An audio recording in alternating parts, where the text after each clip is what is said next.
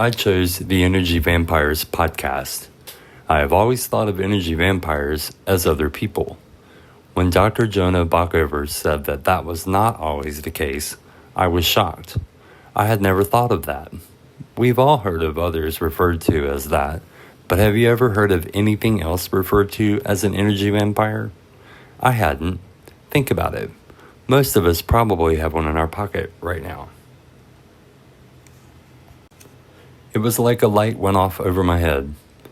Over the past few weeks, my mornings have been spent on social media, and it has set the tone for my day. It always isn't a positive thing, and lately it hasn't been positive at all. So creating boundaries and times when to do these things is more important than anything else. I have been very driven so far here in my first month and a half, but have found myself getting distracted easily.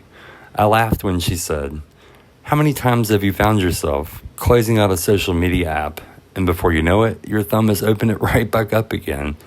We've all been there, but we don't have to be. We can take control. The podcast took a surprising turn as it correlates directly to the quest that I did last week, shown here, and the second quest I'm doing this week. I had already decided to implement this and revise it, and since listening to this, I'm going to make my bed every day instead of just most of the time. She points out that this is one activity repeated daily for a month can change your perspective. I found that to be very interesting. Her explanation of boundaries and why they are important really hit home for me.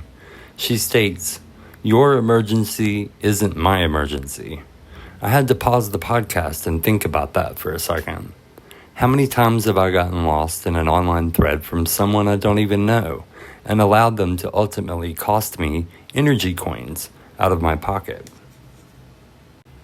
She goes on to explain that we wake up each day with a different number of energy coins in our pockets.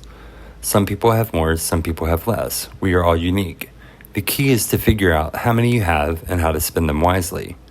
So if you have 30 energy coins in your pocket and decide to spend 10 of them on Facebook or Twitter, you're only left with 20 for the rest of the day. It made so much sense. So I began to realize that while I will continue to use social media, I can choose when to spend those energy coins. It is okay to say no, and that applies to family and friends as well, and stay focused on your goals and your ultimate dream.